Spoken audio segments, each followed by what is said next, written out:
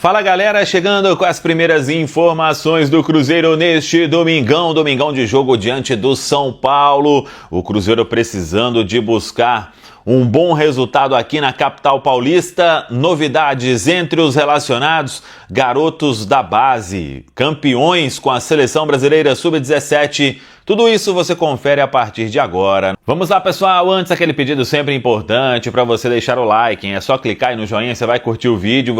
Faça a inscrição, na sequência ative o sininho para não perder nenhum conteúdo. Vamos juntos com as primeiras do dia. Deixa eu começar aqui falando do título da Seleção Brasileira Sub-17, Campeonato Sul-Americano, e o Cruzeiro com 3 representantes. O Vitor Hugo, que é primo do Éder Militão, zagueiro do Real Madrid, ele até entrou no segundo tempo, fez menos jogos.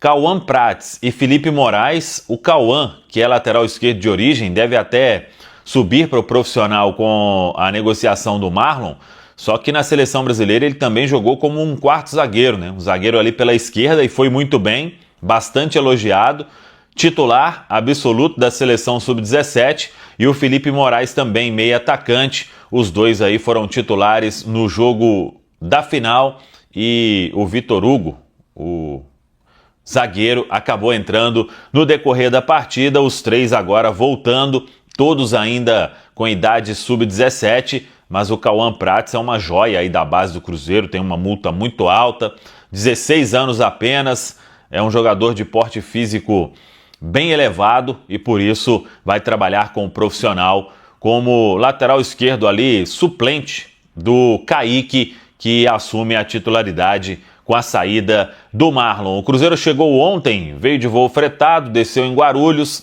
até o hotel Hilton Morumbi, onde está concentrado, e com 2 novidades na lista dos relacionados.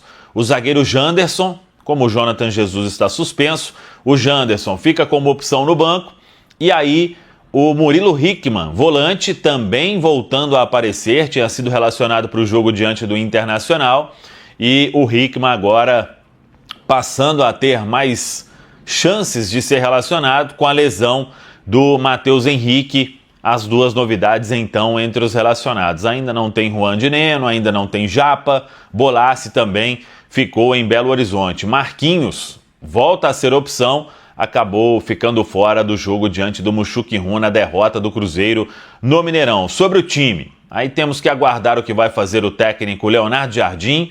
Ele sempre gosta de definir ali na pré-eleição, aquela última conversa, e os jogadores são informados, mas a expectativa é de algumas mudanças. Algumas ele já vai ser obrigado a fazer.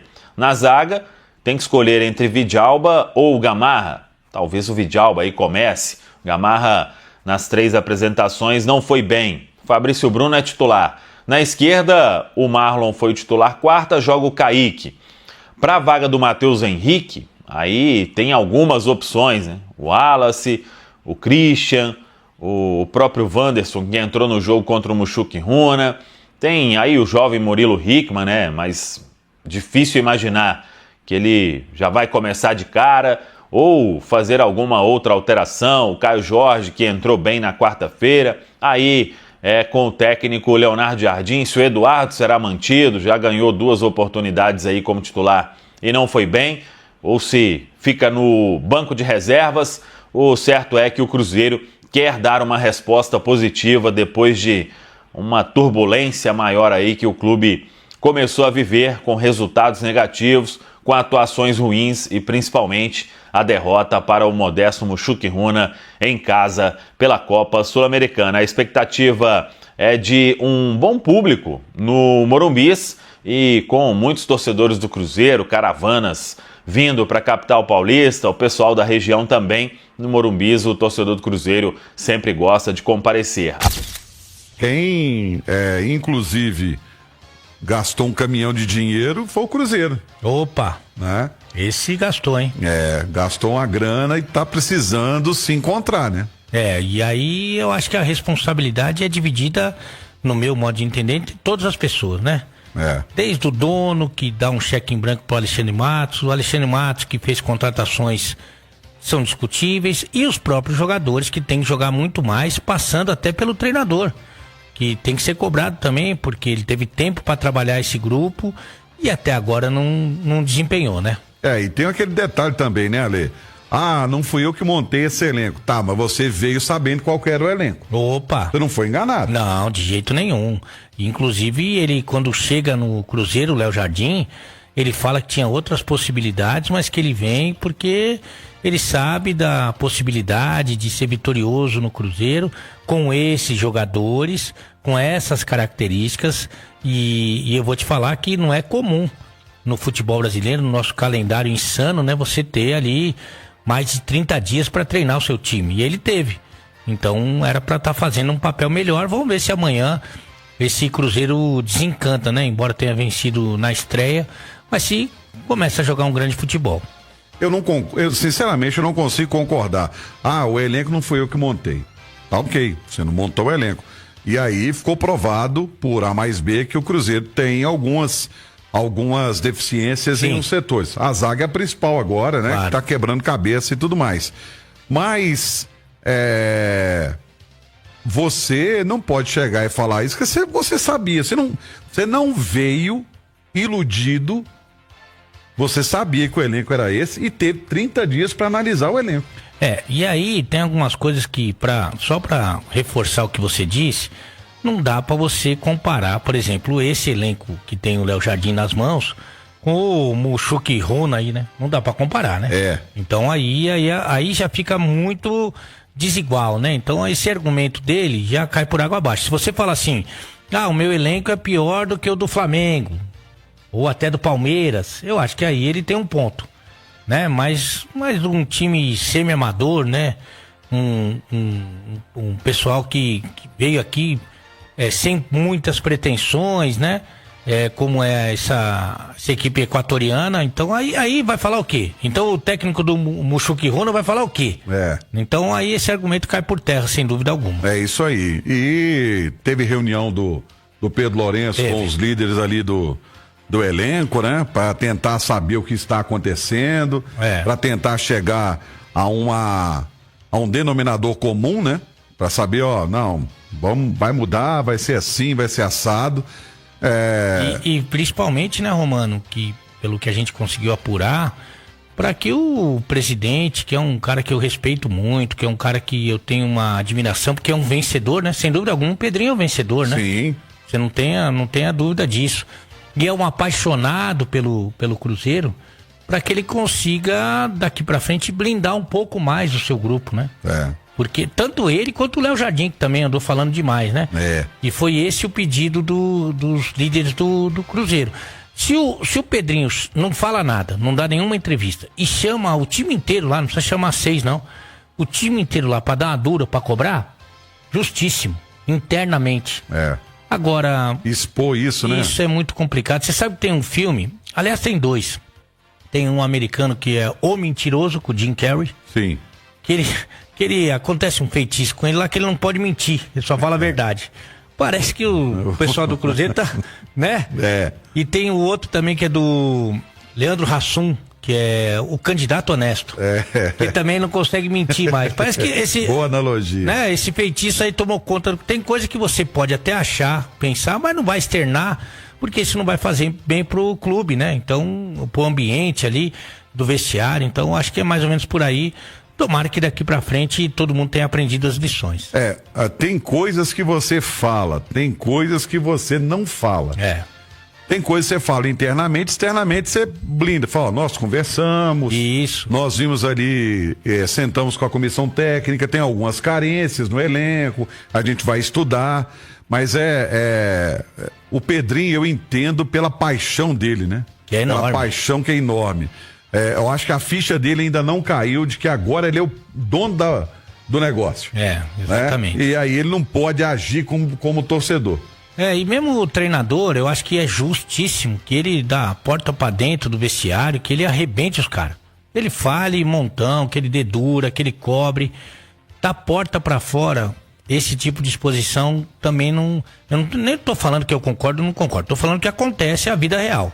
Os jogadores, eles não gostam, eles não aceitam esse tipo de exposição, que é quase que, nesses 2 casos, né?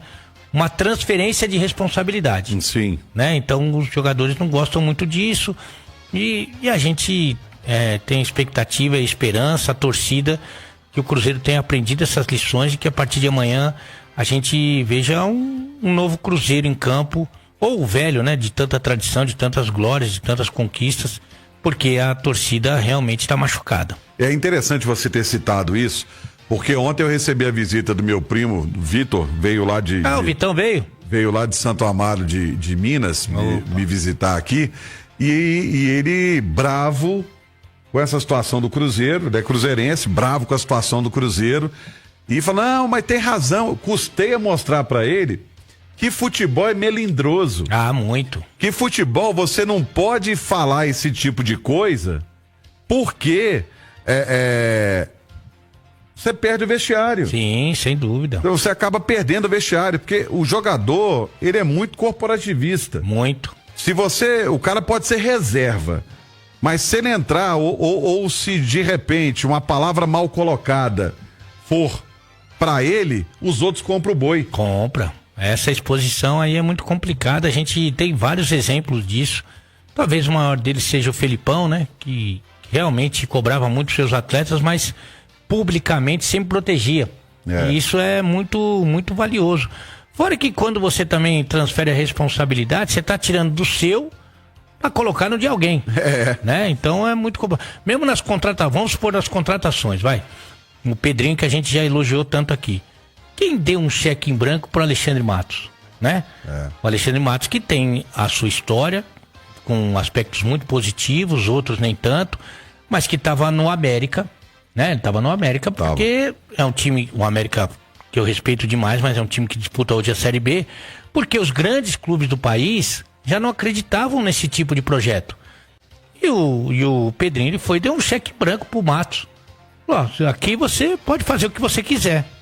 Ele fez, mas com o aval do Pedrinho. Sim. Né? Como o Léo Jardim, que tem as decisões ali de escalar, de configurar o time taticamente, e ele também faz as opções dele. A culpa é só dos jogadores? Não, também é do treinador. Então eu não gosto desse negócio de transferir, não. Isso aí não cai bem não, viu, Romano? Estamos falando do Cruzeiro. Deixa eu trazer aqui o Emerson Pansieri, porque o negócio é vencer o São Paulo amanhã para espantar essa maré que tá aí no Cruzeiro, essa nhaca que tá em cima do Cruzeiro, e a pergunta é, como o técnico Leonardo Jardim vai montar o time para encarar o tricolor paulista amanhã? A resposta é sua, Emerson Pansieri, boa noite, um abraço. Boa noite, Romano. Um abraço pra você, Xará, também pro Alê, todo mundo ligado com a gente aqui no Bastidores. Nesta edição de sábado, Cruzeiro voando para São Paulo. Essa é agora a rodada terceira do Cruzeiro no Campeonato Brasileiro, partida contra o tricolor do Morumbi. Vai jogar no Morumbis, essa partida às 5:30 da tarde amanhã, com a nossa jornada esportiva. Tudo desse jogão que você vai acompanhar aqui na Itatiaia. Inclusive, o Cruzeiro hoje, então, fechou os trabalhos como atividade à tarde na Toca da Raposa. Às 7:30 foi o embarque, às 8 horas saiu o voo para São Paulo. Devem chegar por volta de 9h15. E aí saem pro hotel. A chegada no hotel deve ser ali por volta de 10h30, 11 horas da noite, onde o nosso Rubem Júnior estará lá no Morumbi para fazer também essa chegada do Cruzeiro e as informações do time celeste, que para essa partida pode ter o garoto Murilo Hickman como opção no banco de reservas, o garoto Janderson também sendo opção no banco, zagueiro Janderson, o Murilo Hickman volante, até porque o Cruzeiro perdeu o Jonathan Jesus, que é o zagueiro titular. Tem essa questão da suspensão, não vai viajar por conta disso, é a ausência no Cruzeiro, e o Matheus Henrique passou por cirurgia hoje, joelho direito, menisco do joelho direito, então é baixa nesta equipe do Cruzeiro. Deixa eu trazer um recado para você que está acompanhando o Bastidores da Visa Mundo. Você quer viajar para os Estados Unidos? Quer conhecer Nova York? Quer conhecer Las Vegas? Quer dar uma chegada também na Disney? Ah, você vai viajar para os Estados Unidos, mas vai tirar seu visto com a Visa Mundo ou renovar o seu visto com a Visa Mundo. Lembrando que são mais de 420 mil clientes atendidos na Visa Mundo, do meu amigo Carlos Quintão, do Fred Quintão e uma turma boa e responsável que trabalha na Visa Mundo. 3309-9449 Ó, o telefone, o WhatsApp da Visamundo para você tirar seu visto. 3309-9449. Tire seu visto com a Visamundo. Então, quem sabe esses garotos também ficando no banco de reservas e sendo acionados no decorrer da partida, talvez até o Murilo Hickman, né, jogador de meio campo, entra mais facilmente que um jogador de defesa, até porque vem pedindo passagem com boas atuações no Sub-20 do Cruzeiro e enchendo os olhos do treinador também nas atividades. Quando é acionado, vem mostrando bom serviço, Romano. E aí, Ale, que pepino é esse na zaga do Cruzeiro para tentar encontrar alguém que possa atuar no lugar do Jonathan Jesus, hein? Eu para ser bem sincero, eu acho que o Fabrício Bruno realmente é incontestável, né? E o futebol e a carreira dele, currículo dele já falam por si. O Jonathan Jesus, eu acho que é um garoto de muito futuro, que tem uma grande trajetória aí para percorrer, mas eu acho que o Cruzeiro precisaria de mais um zagueiro para ser titular, né? E aí você teria algumas opções no banco de reservas. Hoje, com a ausência do Jonathan Jesus, você não tem nem alguém para ficar ali. E o João Marcelo ainda tá lesionado. Né? Vai demorar para voltar, né? Vai demorar. E aí o Vidalba, ele mesmo não falou que não falou bem do Vidalba, né? O Gamarra, a gente viu que realmente tá realmente muito distante do que se espera de um zagueiro titular. Então ele tem um problema. Como ele pode resolver isso para domingo, né? Para amanhã? Tentando fazer o time mais marcador.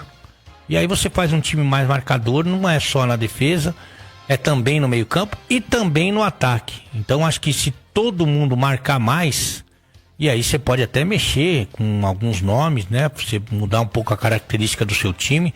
Mas se todo mundo marcar mais, evidentemente que o trabalho da última linha defensiva vai ser menor, né? Então acho que essa é a saída imediata pro Cruzeiro. Porque um zagueiro que você fala assim, não, esse cara aqui vai resolver. Não tá. Nesse momento não existe. Então é deixar o time mais marcador para facilitar o trabalho da última linha. Concordo com você. A situação tá complicada. E o Gamarra realmente não tem feito por onde merecer a titularidade, não. Então é isso, galera. Já que você chegou até aqui no vídeo, não se esqueçam de dar aquela moral, né? Se inscreva aqui no nosso canal, deixando um like, a opinião de vocês aqui nos comentários, galera. Vai nos ajudar bastante, né? Pra gente estar trazendo esses cortes aí de notícias do nosso Cruzeiro todos os dias aqui pra vocês, pessoal. Rapaziada, então é isso, né? Esse aí foi mais um vídeo de hoje. A gente vai ficando por aqui. Um forte abraço a todos. Fiquem todos com Deus e até o próximo vídeo, galera. Fui!